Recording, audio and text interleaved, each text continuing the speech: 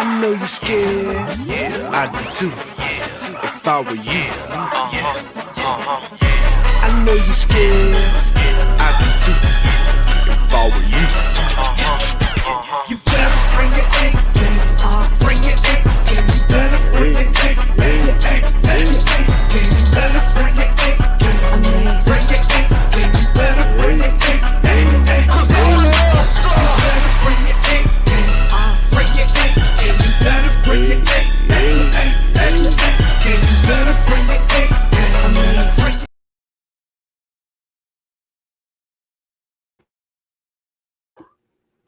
The Minnesota Vikings are set to face off against the Denver Broncos on Week 11, 2023 season.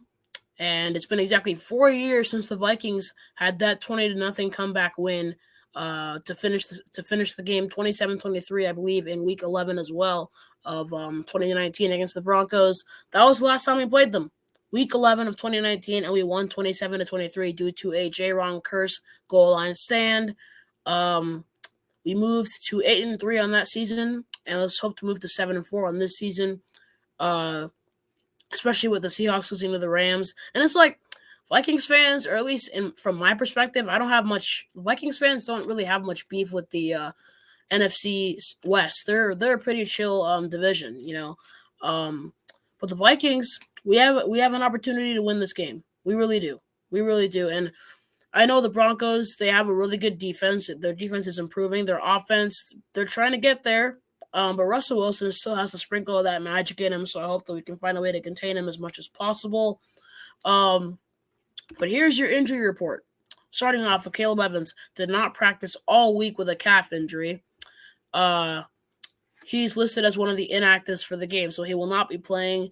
Greg Joseph, with a non-injury personal matter, did not practice on Wednesday. His Thursday and Friday practice is unlisted. Alexander Madison with a concussion did not practice on Wednesday. Limited practice on Thursday. Full practice on Friday. I believe he'll be playing. Brian Asamoah with an ankle injury. He was moved to the inactive spot as well, with limited practice on Wednesday and Thursday. Full practice on Friday. Jared Hall will also be inactive with a concussion. Limited practice on Wednesday, full practice on Thursday. It did not practice on Friday, though. TJ Hawkinson, he still got that rib issue, so he had limited practice on Wednesday and Thursday, but full practice on Friday. We'll see if he plays. I think Justin Jefferson has been moved out for the game, so he was obviously taken off IR, but still won't be playing for this game. Limited practice all week. Nick Mullins with a back injury. I'm pretty sure he's playing. I'm pretty sure he's been elevated, but he had limited practice all week. Josh Dobbs, for some reason, ended up on the report with an ankle injury, but he had full practice all week. Dean Lowry, full practice all week with the groin injury. KJ Osborne, full practice all week with the concussion. Hope he's getting better. Chris Reed, full practice all week with the foot injury. PJ Locke did not practice all week with the ankle injury. Ben Powers did not practice on Wednesday and Thursday, and it was limited on Friday with the foot injury. Baron Browning with a wrist and knee injury, limited practice on Wednesday, full practice on Thursday and Friday. Marvin Mims with an ankle injury, limited practice on Wednesday, full practice on Thursday, and full practice on Friday for him. Ronnie Perkins with a quad injury, had full practice all week. Jerry Jeudy with a hip injury, had limited practice on Thursday, full practice on Friday. His Wednesday practice remains unlisted. Garrett Bowles, ankle injury, limited practice on Friday. And Samaje Perine also has limited practice on Friday with an ankle injury. Both players have ankle injuries. Their Wednesday and Thursday practice is not listed. But if we're talking about running backs here, that running back that the Vikings really need to watch out for is probably Javonte Williams. He's been balling out these past couple of weeks. But our inactives, the people who will not be playing, they are inactive for this game. Lewis Sane, safety. Wide receiver Trishan Jackson. Quarterback Jaron Hall. And cornerback Caleb Evans. Linebacker Brian Asamoah. And tight end Nick Muse. And offensive tackle Hakeem Adeniji.